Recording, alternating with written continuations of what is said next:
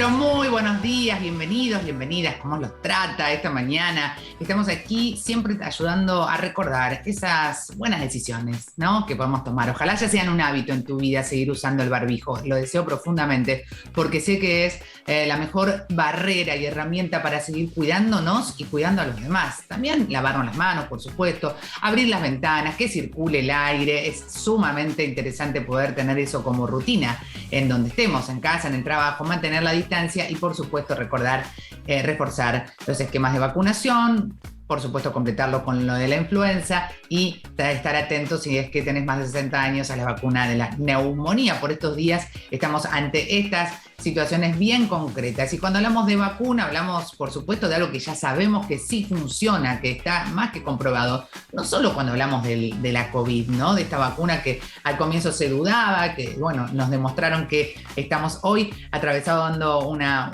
ola de contagios realmente creciendo en la Argentina y, sin embargo, por suerte y gracias a la vacuna, tenemos la posibilidad de transitarlo de una manera mucho más leve sin poner en riesgo la vida de miles y miles de personas. Hablar de la vacunación es hablar también de la historia de nuestro país en términos sanitarios, ¿no? Les voy a decir, antes de pasar al tema que me parece sumamente interesante compartir con ustedes, que pueden contactarse, dejarnos sus consultas en @encasasalud.ok, en @niparatorio o al 011-3545-6043. Y hablando de vacunación, ahí hoy un tema que, bueno, que seguro escuchaste o leíste, que es la viruela del mono. Y está con nosotros en contacto Eduardo Silvestre, que es médico y esencialmente divulgador científico. ¿Cómo estás? ¿Qué decís, Eduardo? ¿Todo bien? Hola, ¿cómo te va? Bueno, buenos días para todos los televidentes también y gracias por invitarme. Sí. Un placer. Mira, yo decía recién, nosotros si hay una vacuna que conocemos de hace 1000 años, que fue recontra conocida y útil en su momento, fue la de la viruela del humano. Pero, ¿por qué digo esto? Porque la historia de la vacunación es muy importante en el sanitarismo, pero también es importante saber que esa viruela del humano no tiene que ver con esta viruela del mono del que hoy todo el mundo habla, ¿no? No tiene estrictamente que ver, un parentesco, pero no es la misma viruela. Perdón, me expresé mal, ¿no? Exactamente. Vos has hecho una síntesis perfecta, marcando la importancia de las medidas sanitarias preventivas y, sin lugar a duda, la vacuna es una de las fundamentales. Y queda justamente con este nuevo tema que nos ocupa ahora, que nos debe ocupar, tal cual charlábamos fuera de cámara, pero que no nos debe preocupar, pero sí ocupar. Es el mejor exponente de la importancia de la vacunación, ¿no? La viruela humana, ¿sí?, se erradicó del mundo, o sea, no de la Argentina, del mundo hace más de 40 años gracias a la vacuna. Era una enfermedad sumamente grave, mortal, que dejaba secuelas importantísimas y gracias a la vacuna se erradicó. En la medida que se dejó de vacunar, digo porque se decidió que era oportuno dejar de vacunar, estamos viendo ahora de alguna manera necesidad probablemente de tener que volver a vacunar con la vacuna de la viruela. Se está evaluando, ¿sí? Siempre en salud pública es importante evaluar costos-beneficios de cada cosa y en cada momento. La viruela del mono en realidad es el virus que la causa, es de la misma familia que el virus Vaccinia, que es de la viruela humana, y en realidad esta no es una enfermedad nueva, se fue descubierta en 1958 y después quedó localizada en determinadas áreas, fundamentalmente en África, donde había pequeños brotes todos los años, ¿sí?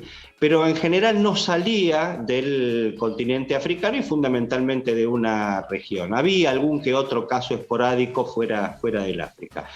¿Qué está pasando en la actualidad? No es una enfermedad nueva, como decimos, es una enfermedad que existía, ¿sí?, y que ahora lo que se está viendo este año es un brote mayor que los brotes anteriores y una extensión, digamos, está saliendo de la zona endémica, ¿sí?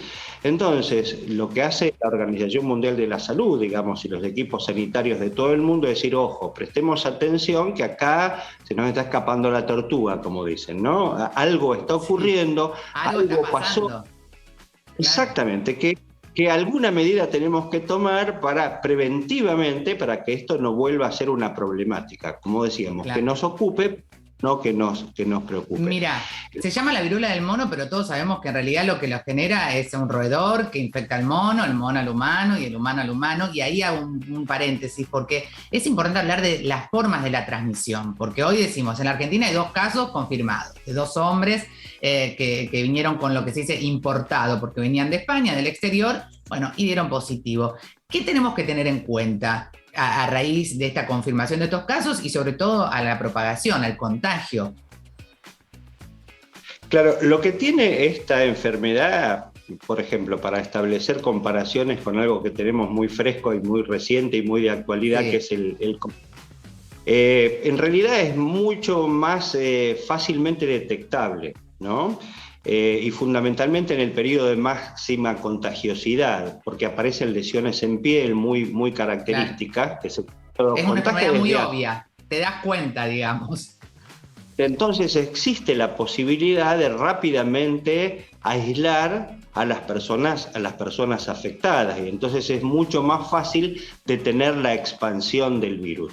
Y es menos contagiosa, mucho menos contagiosa si la comparamos que el COVID, porque si bien se transmite también a través de las secreciones respiratorias, a través de la boca, a través de los objetos contaminados, o sea, de las secreciones, el contagio fundamental es a través de las lesiones que se producen en la piel. O sea, entonces cuando aparece ese periodo, que se llama el periodo exantemático, el periodo de las pústulas, el periodo de las vesículas, rápidamente nos damos cuenta, ¿sí? Entonces tenemos la posibilidad de aislar al enfermo. Entonces es mucho más controlable, eso es lo importante, ¿no? Totalmente. Muy difícil. Que si uno toma medidas preventivas, si uno está alerta, es muy difícil que ocurra, por supuesto, casi imposible que se produzca una pandemia, realmente, ¿no? O sea, para tranquilizar... A no ser que mute demasiado el virus, todo el mundo lo ve como muy complejo de que se transforme en una pandemia. Lo que sí es importante, y nosotros acá siempre tratamos de hablar con claridad, es que muchas de estos contagios han sido a través de transmisiones sexuales. Digo, no tenemos que tener prurito de hablar de esto, no pasa nada. Lo que tenemos que saber es cómo cuidarnos, quizás.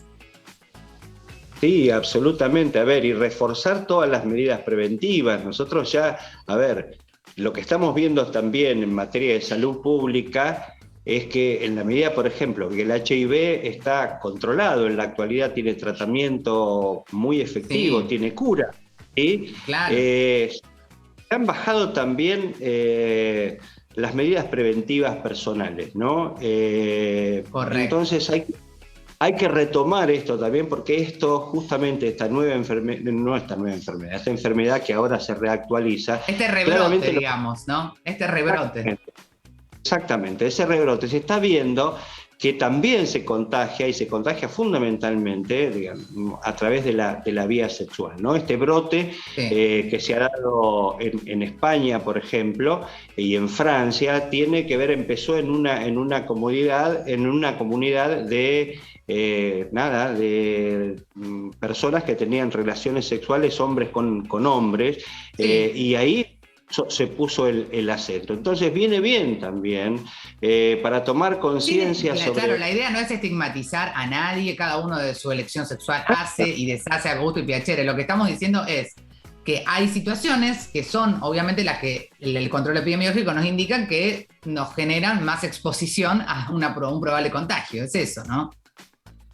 Absolutamente. Me parece que tenemos que sacar, como siempre, me parece que uno trata, por lo menos en salud pública, en la vida en general, pero en salud pública, de ser resiliente, ¿no? De ser resiliente, es decir, de las situaciones que nos complican y salir fortalecidos de eso. Entonces me parece... Seguro. Yo soy positivo en eso. Yo veo en que esto, digamos, del COVID, que tantos problemas nos trajo, y que por suerte la actualidad está bastante controlado, no está resuelto, pero está bastante controlado, sí, nos ha llevado a una concientización general, o sea, no solo a los que trabajamos en salud, sino a las personas en general. A la comunidad. Entonces, totalmente, que es lo importante, Eduardo, es lo importante sin dudas. Bueno, te dejo un abrazo grande, ya vamos a volver a conectarnos seguramente para seguir hablando de todo lo que tenemos que saber con simplicidad para poder tomar mejores decisiones. De eso se trata, ¿no? Educar en salud, comunicar en salud, el desafío en el que venimos caminando. Gracias, Eduardo, por acompañarnos. Bueno, gracias a ustedes y hasta la próxima. Y bueno, como siempre, dispuesto. Un abrazo para vos. Muchas gracias. Vamos a hablar de otro tema. Hoy estamos polémicos, pero atentos y atentas, porque vamos a hablar de algo que seguramente pasa cerca tuyo, en tu vida, en tu familia, y estamos refiriéndonos a la automedicación. Bueno, ¿quién no se ha automedicado? Lamentablemente la mayoría lo ha hecho. Estamos ya en contacto con Romina. ¿Para qué quiero decir bien tu apellido? Takesian. ¿Está bien dicho, Romy? Sí, está muy bien. ¿Qué tal, Nati? ¿Cómo estás? Muy contenta, porque aparte quiero decirles que Romina es farmacéutica comunitaria y ese es un plus, una mirada social que es tan importante a la hora de hablar de un tema tan trascendental como lo es la automedicación, que está definitivamente asociado a la cultura, a la autopercepción y a cuestiones que están cargadas a veces de muchos mitos, Romy. Sí. Bueno, en realidad la automedicación es la elección de un medicamento por parte del paciente para tratar o aliviar un síntoma que uno mismo puede detectar. Decimos entre comillas, ¿no es cierto? Porque muchas veces no es. Y para eso existen los medicamentos de venta libre que por su dosis y su forma farmacéutica no necesitarían un seguimiento médico. Claro. Si bien existe automedicación responsable, muchas veces el paciente no cuenta con la información suficiente para tomar una buena decisión sobre su salud. Por eso es que hay que tener precaución. Yo siempre digo que los medicamentos libres son para paliar síntomas, no para curar la enfermedad. Exacto. Y eso hay que tenerlo muy presente. Y también diferenciar la automedicación de la autoprescripción, porque también es cierto que hay una diferencia de la que tenemos que también empezar a hablar, ¿no? Totalmente. En cuanto a lo que es medicamentos de venta bajo receta, siempre pasa que el paciente viene a la farmacia y dice, bueno, dame esto. Entonces, por ahí es esto, sacó del botiquín que se le habían dado para un tratamiento y que bueno, que por ahí el paciente dice, bueno, tengo los mismos síntomas, voy, me compro y tomo lo mismo. Y a veces ese medicamento los puede perjudicar porque no es la medicación correcta para el tratamiento. Tal cual, mira. Sí, tal cual. Y sobre todo eso, ¿no? Tener idea de que los medicamentos tienen un efecto sobre nuestro organismo. Por suerte los usamos cuando necesitamos. El tema es cuando hay un abuso. Y sobre todo en esto culturalmente en nuestra sociedad, esto del cajón de los remedios, casi te diría que existe en todas las casas del país. Muy pocas son las que no lo hacen. Por eso yo siempre digo que controlen el botiquín, que es lo que tienen en el botiquín. Porque no todos los medicamentos hay que guardarlos. Muchas veces pasa con los antibióticos. No terminan el tratamiento y les sobra medicamentos, lo guardan en el botiquín. Después vuelven a tener síntomas parecidos y lo vuelven a tomar. Entonces vienen a la farmacia con el antibiótico y dicen, ¿me das esto? ¿Pero y quién te lo dio? No, el botiquín. Bueno, no, pero esto tiene que tener un seguimiento médico. O sea, Totalmente. Y ahí dicen la tecla. Sí, claro, eso que me quedó. Claro, y ahí hay un problema. Y ¿sabes qué pienso? En el que tiene el pastillero, que tiene probablemente enfermedades crónicas y que pone ahí toda la medicación. Y no sé, toda la medicación puede salirse del envase. ¿Puedo poner todo en un pastillero? ¿Qué tengo que tener en cuenta? Mira, el pastillero tiene como fin ayudar al paciente a organizarse y a recordar cuáles son los medicamentos que tiene que tomar en forma diaria. Más que nada para pacientes con enfermedades crónicas, pacientes polimedicados, adultos mayores. Pero la verdad es que no siempre hay que usar el pastillero. ¿Por qué? Yo siempre digo que el medicamento viene dentro de un blister en la caja, tiene el prospecto y todo eso es importante. El blister va a proteger al medicamento de la humedad, de la luz y del oxígeno. Entonces es muy importante que lo mantengamos en su envase original, porque eso puede afectar no solo la calidad del medicamento, sino a los beneficios terapéuticos.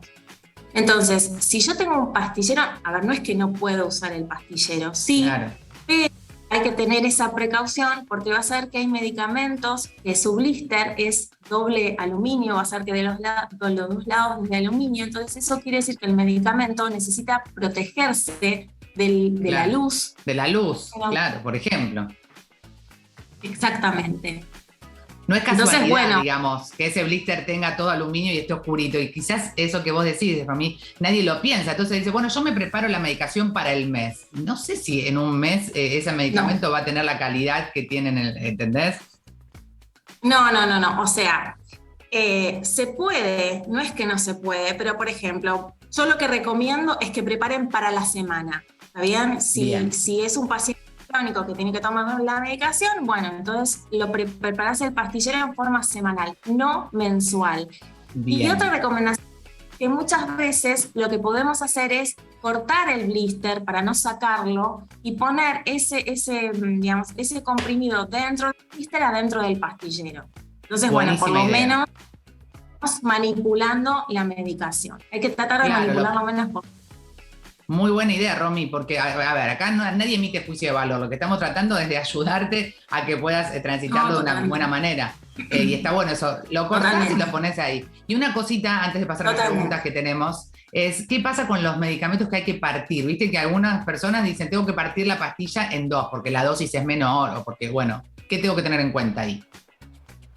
Bueno, mira, como regla general, solamente se pueden partir aquellos comprimidos en el envase donde vas a ver la palabra comprimidos o comprimidos ranurados. Esos sí se pueden partir, porque la ranura que nos va a permitir partir el comprimido y obtener 2 pedazos iguales, 2 o 3 o 4. Muchas veces vienen birranurados, trirranurados. Bueno, muchas veces el medicamento se toma en el día varios pedacitos. Entonces, medicamentos sí se pueden partir, pero hay otros medicamentos que no se pueden partir. Y si vos partiste ese medicamento, al día siguiente tenés que tomar esa mitad, ¿sí? No partan todos los comprimidos juntos. Si yo tengo que partir ese día, me tomo la mitad y la otra mitad la guardo bien y al día siguiente me tomo esa mitad. Genial, genial y clarísimo. Entonces, y otra cosa muy importante, porque estábamos hablando de qué medicamentos se pueden partir y qué no, hay medicamentos en donde vos vas a ver que dice liberación controlada, liberación prolongada, sostenida, gastroresistente, cubierta entérica. Bueno, todos esos no se pueden partir. ¿Por qué? Bien. Porque una película que los va a proteger al comprimido. El comprimido, una vez que ingresa al organismo, se tiene que liberar y se tiene que absorber. Y la absorción tiene que ser en el lugar correcto para que ejerza su acción. Si el medicamento tiene ese recubrimiento, puede ser por 2 cosas. O porque el principio activo, cuando yo lo ingiero, el pH ácido del estómago lo puede degradar y no puede absorberse. Porque el propio medicamento puede lastimar la mucosa gástrica.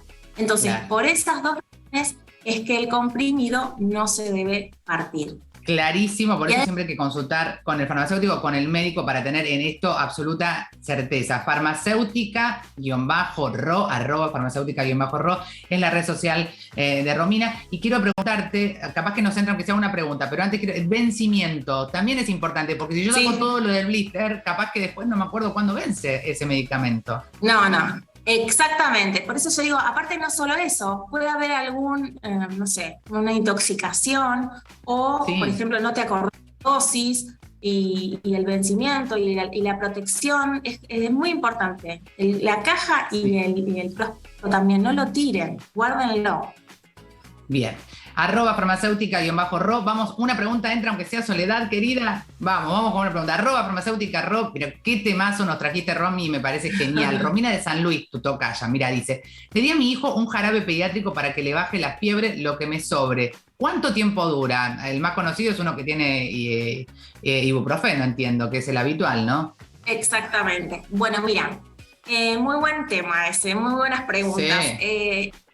El jarabe de ibuprofeno, mucha gente lo que hace es guardarlo en la heladera, creyendo que va a aumentar su vida útil. Y la realidad es que no. Por eso es tan importante guardar la caja, porque van a ver que dice a qué temperatura hay que mantener el medicamento. En este caso, al ser un jarabe de ibuprofeno, no hay problema. El medicamento, mientras se guarde en óptimas condiciones, ¿qué quiere decir en óptimas condiciones? Que se mantenga al abrigo de la luz, que no haya cambios bruscos de temperatura y humedad. Por eso es muy importante que los medicamentos no se guarden ni en el baño ni en la heladera. En lugares donde haya cambios de temperatura. Ese medicamento, ese jarabe, puede utilizar hasta su fecha de vencimiento. Ese tipo de jarabe. Hay otros jarabes que se llaman suspensiones extemporáneas que se preparan en el momento y eso tiene una vida útil de 7 días fuera de la heladera o 14 días en la heladera. Así por ejemplo, la amoxicilina. Hablo de una droga que conocemos todos, que cuando la preparas con el agua y el polvito, una vez que terminaste el tratamiento, a tirar lo que te sobra. Si te sobra algo, se tira. Para que no haya dudas, digo. Exactamente. Esa es una suspensión extemporánea. Bien. Mira, me quedaría hablando un montón con vos y vamos a volver a hablar y vamos a hacer un consultorio porque quedaron un montón de preguntas, pero me quedo con la gana de decirle a la gente que te puede seguir en @farmacéutica_ro. Y me parece que es muy importante que hablemos de todos estos temas que se hablan social y comúnmente, pero que a veces falta esta información profesional para poder tomar las decisiones correctas. Romina, un placerazo. Gracias. Nos seguimos para mí seguramente en contacto tratando de esto, de informar, de educar, de acercar información que sea precisa, confiable, para que nadie entre en pánico, pero para que sí podamos tomar buenas decisiones. Un abrazo enorme para vos. Gracias. Exactamente. Muchas gracias por la invitación. Un beso a todos. Chao. Qué genial, Romina, que nos ayudó. Ahora me vas a decir, Soledad, si vamos con lo de justo. Ya está justo, perfecto. Está justo a on, conectado, listo, preparado ya. Y estoy contentísima, como siempre, de recibirlo. ¿Cómo estás, querido Justo? Hola, Nati, buenos días. ¿Cómo estamos? Muy bien, contenta, hablando con Romina de Farmacéutica, que nos sacamos un montón de dudas y mitos que uno tiene y que está tan instalado culturalmente, ¿no? Lo estaba escuchando atentamente. Yo que soy de una ciudad pequeña, la gente grande, nuestros abuelos, nuestros tíos, era muy común ver que todos los remedios iban a parar a la puerta de la heladera. Por ejemplo, o al cajón de los remedios, ¿viste? Sí, pero viste, justo que hablaban del frío, de poner los jarabes en la heladera, es muy común de la gente mayor, sobre todo, de poner en toda la puerta de la heladera todos los jarabes y remedios. Sí, total. Bueno, hoy vamos a hablar de un tema también polémico, de la fuerza en la niñez. Digo polémico porque hablamos poco o porque queremos saber mucho y no sabemos nada, me parece.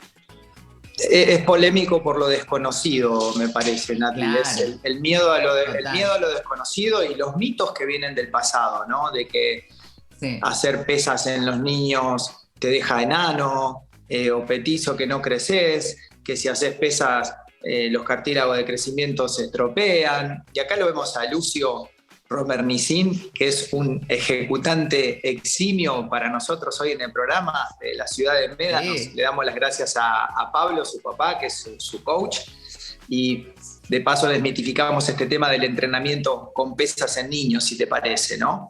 Sí, me parece genial, le mandamos un beso a Lucio, a Pablo, y esto de verlo a él me parece sumamente innovador, porque ¿por qué es importante y a qué edad se sugiere que los chicos empiecen a entrenar su fuerza? Estamos hablando de la fuerza, no de crear pibes con los músculos o inflados, estamos hablando de la fuerza.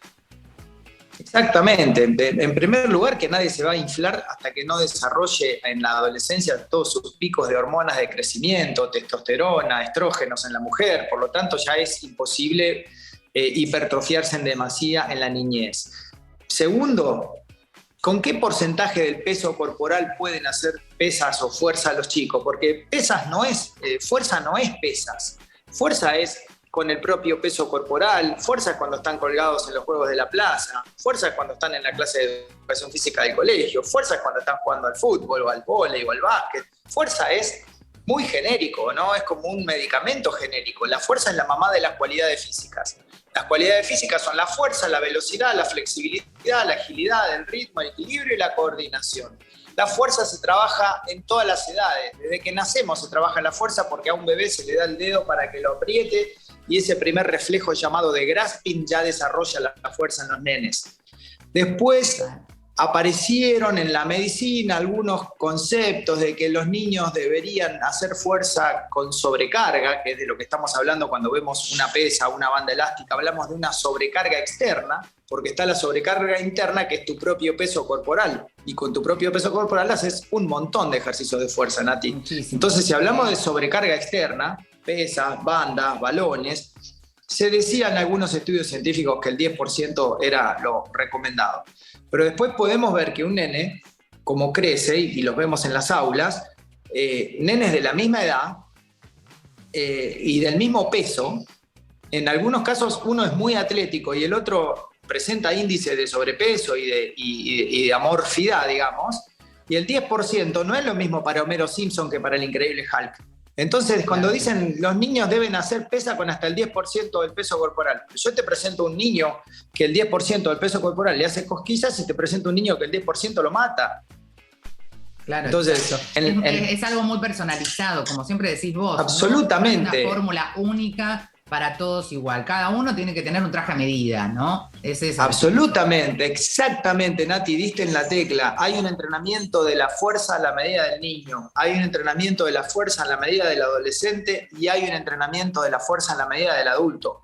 Así como no existen adultos en miniatura y no lo podés tratar como un adulto en miniatura, es lo mismo que agarrar niños de la edad de Lucio, que tiene 10 años, y ponerlos a jugar al fútbol en una cancha de 11 de 70% o de 68 por 90 y a patear un córner con una pelota que mojada pesa más de medio kilo y el puntapié del niño no va a llegar ni a la puerta del área para que los otros cabeceen, y si los otros cabecean se van a romper la cabeza de un pelotazo pesado. Entonces, en el deporte también, si falta progresión, tenemos niños que es como si le quisieras poner el traje de un adulto para mandarlo a una fiesta y le va a quedar grande el traje. Es el deporte, es la fuerza y es cualquier actividad que no se haga progresivamente. Progresivamente es cuidándolo, progresivamente es que el niño, como ves acá, el nivel de habilidad pueda con la dificultad del ejercicio, porque si las dos cosas están de la mano no hay problema.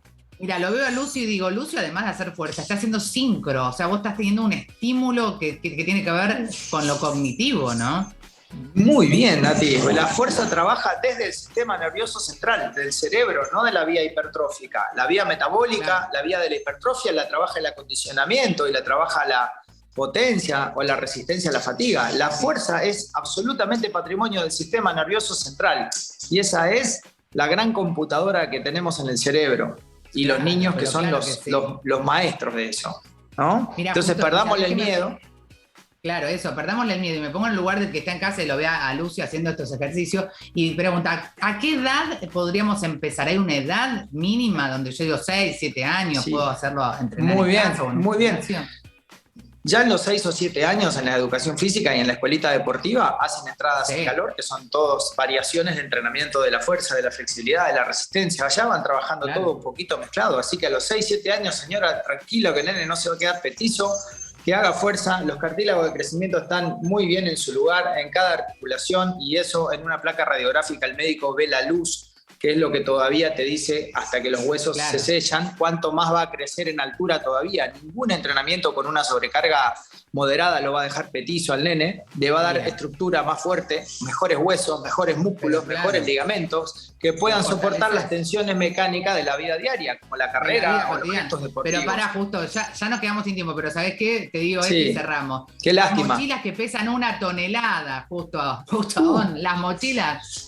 Eso es peso total y bueno, perfecto. Nadie dice nada, Sería entrenamiento funcional, Nati, prepararle la espalda para llevar la mochila con los entrenamientos con sobrecarga que hacemos nosotros con entrenamiento funcional, que como sabía que el tema nos iba a quedar corto porque es para desarrollarlo mucho, en el siguiente programa seguimos con Fuerza en Niños. La próxima vez que volvamos con Fuerza en Niños nuevamente. Espalda, para esa Fuerza en Niños 2. Que llevan, y para la espalda. Y que cargan y que es terrible. Te mando un beso. @justoaon.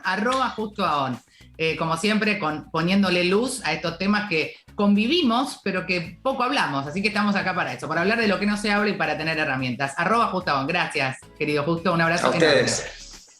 Y ¿saben qué? Antes de terminar el programa vamos a saludar a nuestra queridísima Soy Mamá y Pediatra, Jimé Lebellot, que fue mamá, ahí la vemos. Le mandamos un abrazo a Soy Mamá y Pediatra, una genia total que desde su experiencia como profesional, como pediatra y como mujer madre siempre nos acompaña en este proceso de ser padres, de ser madres y bueno, de intentar dar lo mejor que podemos en la crianza de nuestros hijos. Recuerden siempre, siempre, siempre que lo individual suma, pero es lo colectivo lo que definitivamente transforma, que la pasen hermoso hoy también.